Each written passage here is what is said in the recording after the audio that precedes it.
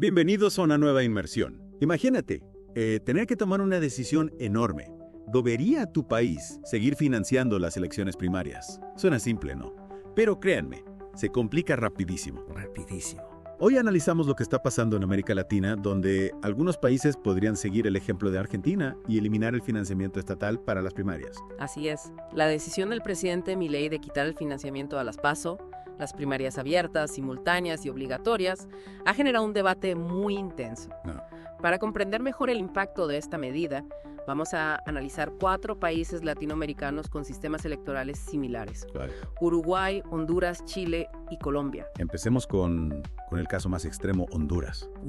Sí. Ellos, al igual que Argentina, tienen primarias obligatorias financiadas por el Estado, pero también enfrentan altos niveles de corrupción y, por si fuera poco, la sombra del narcotráfico. Justamente, y aquí es donde la decisión de eliminar el financiamiento estatal se vuelve aún más compleja. Si bien podría generar ahorros para un país con grandes necesidades, también existe el riesgo de que los partidos políticos, especialmente aquellos con menos recursos, se vean obligados a buscar financiamiento de fuentes ilícitas. O sea que el remedio podría ser peor que la enfermedad. Cambiar el financiamiento estatal por dinero proveniente del narcotráfico. Eso sería un golpe durísimo a la democracia hondureña. Sin duda, y este caso nos lleva a una pregunta clave: ¿cuánto vale la democracia en un país con tantas dificultades? Es un lujo que no se pueden permitir. Es una pregunta difícil, pero creo que es importante recordar que la democracia no es un lujo, sino la base para un desarrollo sostenible. Totalmente.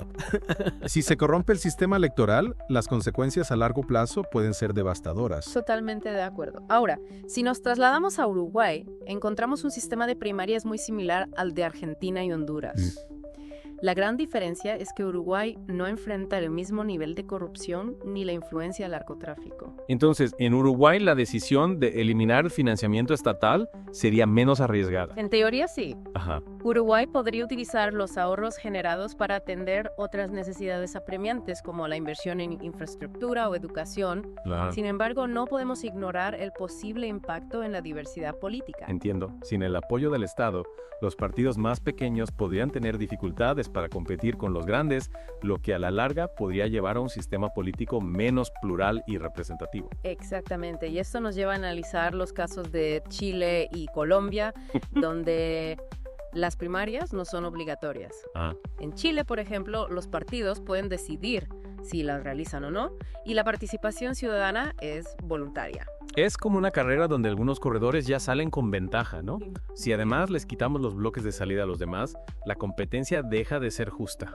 Una excelente analogía. Eliminar el financiamiento estatal en Chile podría profundizar la desigualdad entre los partidos, dando aún más poder a aquellos que ya tienen una posición dominante. ¿Y en Colombia cuál es la situación? Colombia tiene un sistema mixto.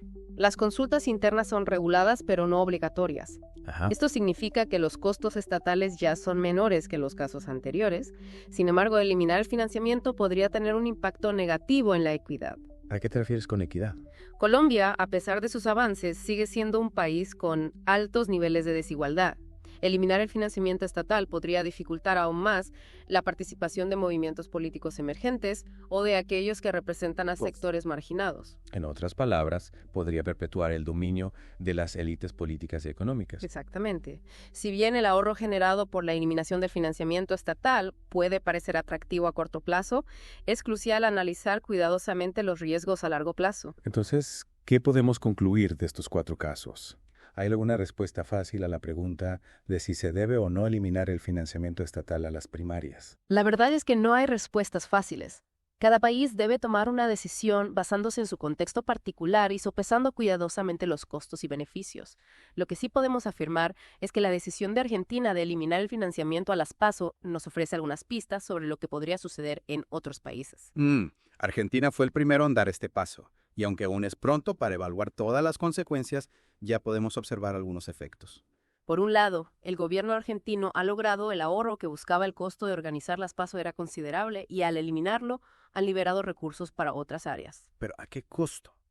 ¿Se ha debilitado la democracia argentina como resultado de esta medida? Es una pregunta que aún se debate. Los críticos argumentan que la eliminación de las PASO ha reducido la participación ciudadana en el proceso electoral y ha dado más poder a los líderes de los partidos para elegir a los candidatos. Entiendo. Sin las PASO, Los ciudadanos tienen menos oportunidades para influir en la selección de los candidatos que los representarán. Exacto, y esto es particularmente preocupante en un país como Argentina, con un historial de corrupción y desconfianza en la clase política. Claro, si los ciudadanos sienten que no tienen voz en el proceso electoral, la desconfianza y la apatía pueden aumentar, lo que a su vez debilita la democracia. Precisamente, y aquí es donde la experiencia de Argentina se vuelve una advertencia para otros países que están considerando seguir su ejemplo.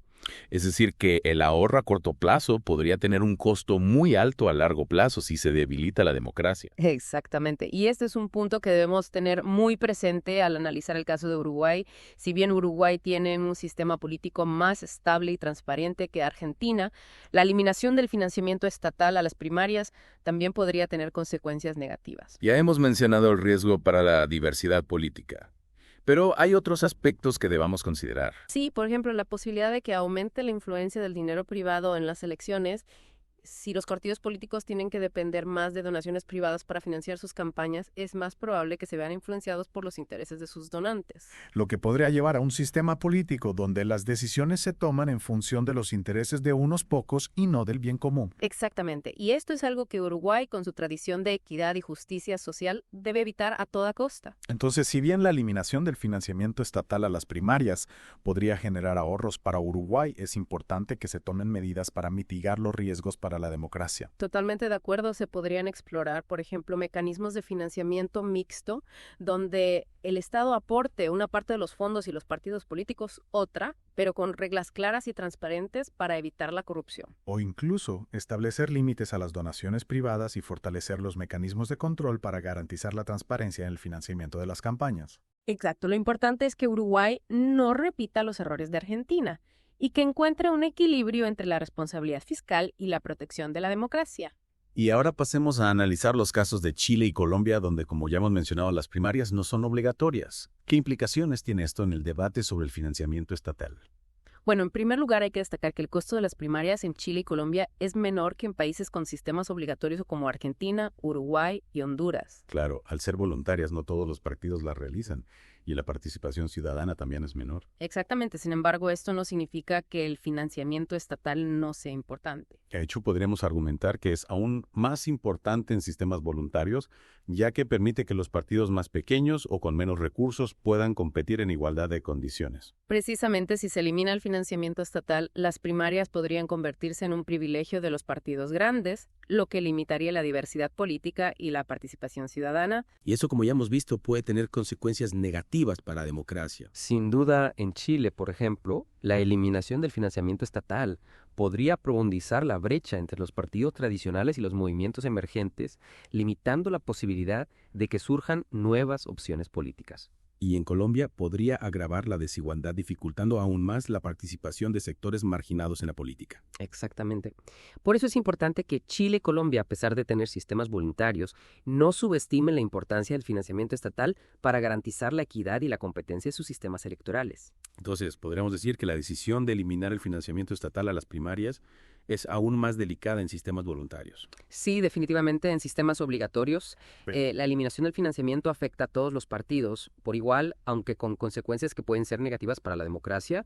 Pero en sistemas voluntarios la eliminación del financiamiento tiene un impacto desproporcionado en los partidos más pequeños, lo que puede distorsionar la competencia electoral y limitar la diversidad política. Es decir, que la decisión de eliminar el financiamiento estatal debe tomarse con aún más cautela en países con sistemas voluntarios. Exactamente, y es fundamental que se consideren alternativas para garantizar que la competencia electoral sea justa y que todos los ciudadanos tengan la oportunidad de participar en el proceso democrático. Y ya que hablamos de la importancia de la equidad, me parece crucial que analicemos más a fondo el caso de Honduras. Su situación con la sombra del narcotráfico presente plantea un desafío enorme a la hora de tomar decisiones sobre el financiamiento electoral. Sin duda, Honduras es un caso extremo, pero nos permite ver con claridad los peligros de eliminar el financiamiento estatal a las primarias sin tener en cuenta el contexto particular de cada país. Recordemos que Honduras no solo enfrenta una crisis económica, sino también altos niveles de corrupción y la influencia del narcotráfico en la política. Exacto, y en este contexto, eliminar el financiamiento estatal a las primarias podría ser como abrir la puerta de par en par al dinero sucio. Es decir, que los partidos políticos, especialmente aquellos con menos recursos, se verían aún más presionados a aceptar dinero del narcotráfico para financiar sus campañas. Precisamente. Y esto sería un golpe mortal para la ya debilitada democracia hondureña. Porque en última instancia el narcotráfico busca controlar el poder para sus propios fines, y si logra infiltrarse en el sistema electoral, las consecuencias serían devastadoras. Sin duda, la violencia, la corrupción y la impunidad se extenderían aún más, poniendo en riesgo la vida, la libertad y el bienestar de todos los hondureños. Es un panorama realmente aterrador.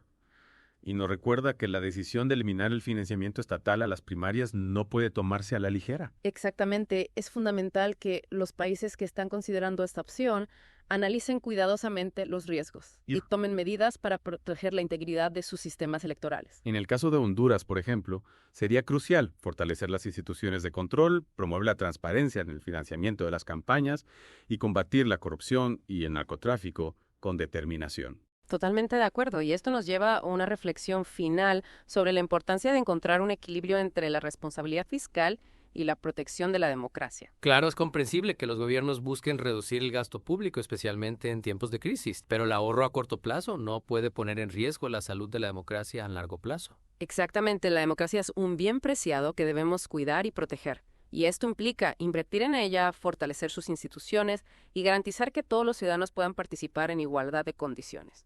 Y para terminar, me gustaría dejarte una pregunta para que reflexiones. ¿Qué medidas concretas se podrían implementar en tu país para garantizar que el financiamiento de las elecciones sea transparente, equitativo y que contribuya a fortalecer la democracia? Es una excelente pregunta que nos invita a todos a participar en este debate y a buscar soluciones que beneficien a nuestras sociedades. Y con esto llegamos al final de nuestra inmersión en el complejo mundo del financiamiento de las elecciones primarias en América Latina.